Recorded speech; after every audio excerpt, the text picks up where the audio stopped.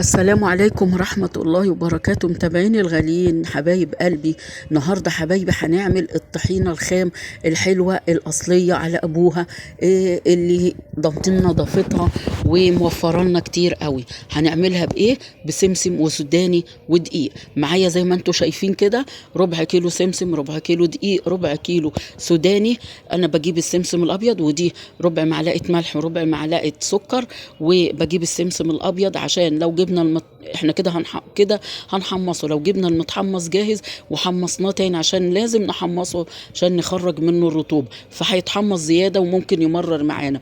فعشان كده انا بحب استخدم في الطحينة السمسم الابيض، عشان على ما احمصه واطلع منه الرطوبة يا دوبك يبتدي ياخد اللون الذهبي الفاتح قوي قوي قوي ده، وما تتحمصش معاه يبقى طعمها حلو ومسكر. هاخد كده. تعالوا بقى الاول نسمي الله ونصلي على الرسول، ويلا قولوا لي من اي بلد بتتابعوني، وما تنسوش اللايكات، وما تنسوش تدعموني بالصلاة على النبي كده في الكومنتات، وتقولوا لي من اي بلد عشان ده بيسعدني قوي. طبعا الطحينة غالية قوي قوي اليومين دول، وصلت ل 180 جنيه. فاحنا على ايه هنجيبها بالغالي؟ لا، احنا اي حاجة تغلى هنعملها بايدنا ونعملها في البيت، هتبقى اوفر وانضف واجمد واحلى وكل حاجة. فبدل ما نكلف نفسنا ونجيبها بالشيء الفلاني ربع كيلو قد كده بمبلغ وقدره وما يعملش معانا حاجة، فاحنا بربع سوداني، ربع سمسم، ربع دقيق، هنعمل حوالي 2 كيلو ونص من الطحينة الخام الحلوة قوي النظيفة اللي ضامنين نظافتها. انا هاخد السمسم كده احطه في الوك على النار، وهفضل اقلب فيه. هقول لك هتشيليه امتى من على النار؟ لما بتمسكيه زي ما انت شايفه كده كل كام تقليبه اقفش عليه بايدك كده. لو لقيتيه سخن بس السخونيه ايدك متحملاها يبقى كده خلاص. يعني طلعنا منه الرطوبة، فهنشيله نفضيه. هناخد بعد كده السوداني برضو نفس الطريقة، هنحمصه على البوتاجاز، وكل كام تقليبة نمسكه بإيدنا كده. كل ما احس ان انا السخونيه انا مستحملاها لحد ما احس انها ابتدت تسخن على ايدي، خلاص بقى كده هشيلهم. واروح واخده الدقيق كمان ومحمصاه برضو ورا السوداني زي ما انتوا شايفين كده. هحط كمان معاهم بعد كده. هاخد الاول اهو دي زي ما انتم شايفين، لازم اطلع منه الرطوبه برضو، فهديله كام تقليبه كده على النار، وفي نفس الوقت برضو همسكه بايدي ان انا احس ان هو زي ما انتم شايفين كده السخونيه بتاعته انا مستحملاها، بس لحد ما خلاص مش مستحملاها يبقى انا خلاص كده اشيله من على النار. حطينا بقى هو الملح والسكر، وهنقلبهم كلهم على بعض زي ما هتشوفوا دلوقتي. وبعد كده حبايب قلبي هاخدهم على الكبة وهطحنهم مع بعض زي ما انتوا شايفين كده. بعد كده هاخدهم مع بعض زي ما انتوا شايفين اهو. قلبتهم، هجيب المطحنه بقى وهطحنهم شويه شويه. هنطحنهم ازاي؟ لما يبقوا زي الرمله. طبعا احنا هنطحنهم وهم سخنين عشان السخونيه هتخلي الزيوت اللي فيهم تطلع بسرعه. كمان هتلاقي بقت سهلة كده معاكي، ومدياكي قوام حلو وناعم زي ما هتشوفوا دلوقتي واحنا بنشتغل مع بعض. انا هكرر بقى العملية. هاخد كده كل ما هطحن شوية اهو شفتوا كده كل ما بمسك كده البودر بتاع السمسم والسوداني لما بيطحن بحس بزيود فيه بين ايديا كده. هنفضل نعمل كده ونكرر الموضوع ده لما نخلص كل الكمية. وبعد كده هنجيب كبة ونشوف هنعمل ايه، او الخلاط. يعني انت تقدري تعمليه في الكبة او الخلاط او بالهاند بلندر المتاح عندك اشتغلي بيه، احنا فيش حاجة بتوقفنا خالص. اللهم صل وسلم وبارك عليك يا حبيبي يا رسول الله. حبايب قلبي ما تنسوش اللايك، وما تنسوش تسموا الله وتصلوا على الرسول، وتدعموني بلايكاتكم الحلوة. احنا هنكرر هنا الموضوع زي ما انتوا شايفين كده. هفضل اطحن، انت بقى اعملي الكميه اللي تناسبك. انا عامله عشان طبعا عامله كميه حلوه عشان رمضان، عشان تكفيني رمضان كله. فانا كنت جايبه ربع وربع وربع. انت تقدري تعملي بكوبايه كوبايه كوبايه او نص نص نص من كل حاجه. خلاص كده. انا بس بقول لكم كل واحد بيعمل الكميه اللي تناسبه. كمان تقدري تطحنيهم كلهم، تعملي ربع كيلو من كل حاجه، تقدري تطحنيهم كلهم وتشيلهم باودر زي ما قلت لك في الفريزر في كيس او في برطمان البرطمان او في علبة تلاجة.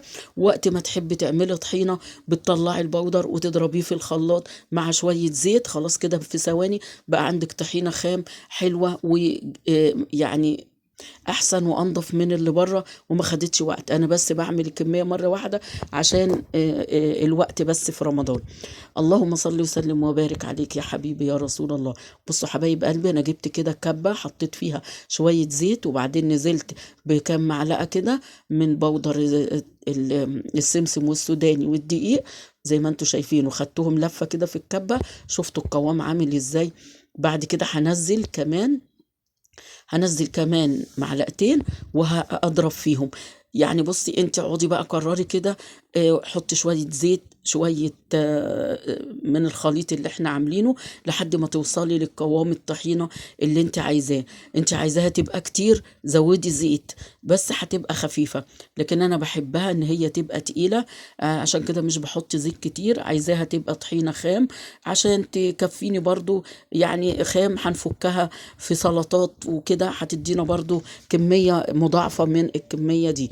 زي ما انتوا شايفين كده انا خدت كل السوداني والسمسم والدقيق المطحونين نزلتهم كده اهو. بص بحط ايه كل ما الاقيها تقيله شويه بروح ايه مزوده شويه زيت. يعني ما تنزليش بالزيت كتير او تنزلي بيه مره واحده عشان انت كمان تتحكمي في القوام بتاع الطحينه. اعملي القوام اللي انت يناسبك، بس انا بحبها تكون يعني قوامها تقيل كده.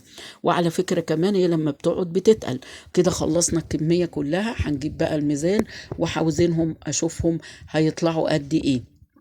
اللهم صل وسلم وبارك عليك يا حبيبي يا رسول الله. انا كده بقى بنفض السكينة بتاعة الكبة، هصفر الميزان وحوزنهم عشان اشوفهم طلعوا قد ايه. بصراحة ادوني كمية حلوة، حوالي 2 كيلو ونص من الطحينة. كمية حلوة اهي قدامكم هتشوفوها دلوقتي. هتملالي برطمانين. البرطمان ده بياخد اكتر من كيلو، يعني بياخد حوالي كيلو وربع كده. زي ما هتشوفوا انا صفرت الميزان وحطيت البرطمان، وهملة برطمان دلوقتي قدامكم، وهتشوفوا كمان برطمان تاني هملاه برضو قدامكم. بصوا القوام بتاعها تخين ازاي وتقيل. لو مشيتوا بالخطوات بتاعتي والمقادير دي هتبقى طحينة معاكم حلوة وما بتفصلش، وهتفضل معاكم قوامها سايل زي ما انتوا شايفين كده، مش هتكتل ولا تفصل ولا الزيت يعوم على الوش. بصوا انا مليت برطمان اهو. هجيب بقى كمان ايه البرطمان ده. انا لما وزنته كان حوالي كده كيلو 300 وحاجة، يعني اقل من 350 زي ما انتوا شايفين كده، يعني كيلو تقريبا و300 جرام. هتشوفوا دلوقتي ده كمان انا بصفره اهو وهملاه كمان. الطحينة تقيلة وخام، فهتديني كمية حلوة قوي اهو. حبايب قلبي بملى البرطمان التاني زي ما انتوا شايفين، وكمان هيتبقى شوية كده يجي ربع كيلو في الكبة. هرجع ايه ازودهم على البرطمان تاني. بس احلى حاجة في الطحينة دي ان هي لا بتفصل ولا طعمها بيتغير ولا قوامها بيتغير زي ما انتوا شايفين كده. هكمل اهو بقى البرطمان. انا كنت احط الشوية اللي في الكبة دول في حاجة، فانا قلت ايه هملى البرطمانات لاخرها. شايفين حبايب قلبي؟ عايزاكم تجربوا بالطريقة دي وبالمقادير دي والمكونات دي. مش عارفة هو بصوا الرقم مش باين لكم. انا كمان عشان ملبسة الميزان في كيس عشان ما فيش حاجة تقع على الميزان وتبوظه. شايفين حبايب قلبي؟ انا هرجع احطهم مع بعض تاني. لقيتهم ادوني تقريبا 2 كيلو ونص من الطحينة الخام. يعني دي كمان عايزة تتخفف. هعمل منها بقى سلطة الطحينة، وهحط منها على الفول، وهعمل منها دقة اللي هي الطحينة بتاعت فول العربيات. وكمان هعمل منها حطها منها لابو غنوج. يعني بصوا حاجات هعمل منها حاجات كتير، عشان كده انا عاملة كمية. شوفوا بقى عاملة ازاي. جربوا وجربوا بالمقادير دي هتديكوا كمية حلوة ان شاء الله. وما تنسونيش باللايك، وما تنسونيش بدعواتكم الحلوة، ودعموني في الكومنتات بالصلاة على النبي. ومتابعين الجداد تجولوا في قناتي حبايب قلبي وشوفوا القناة، شوفوا فيديوهاتي ان شاء الله تلاقوها هادفة مفيدة بالنسبة لكم. وأنا هدف قناتي إيه؟ التدبير والتوفير وإعادة التدوير. إن شاء الله قناتي تعجبكم، فتعملوا لي بقى اشتراك في القناة وتفعلوا الجرس عشان يوصل لكم كل جديد بنزله. بصوا كمان هنا انا لقيت فيه كمان كان باقي شوية هم في الكبة. دول ممكن نعمل منهم كده حبة طحينة، حبة سلطة طحينة ولا حاجة. زي ما انتوا شايفين حبايب قلبي، حاجة اخر نظافة وحاجة حلوة قوي وحاجة موفرة جدا جدا جدا. عايزاكم بقى زي ما قلت لكم تدعموني باللايكات. اهو بصوا الطحينة قوامها جميل جدا وبيضة ازاي، احلى وانضف واجمد وارخص ملايين المرات من الطحينة اللي هنجيبها من السرجة، وبتبقى كلها دقيق ما فيهاش لا سمسم ولا سوداني قد كده. فاحنا هنا معادلين الكميات كلها قد بعض عشان تديني نتيجة حلوة وكمان نحافظ على الطعم. جربوا بقى بطريقتي ومع السلامة.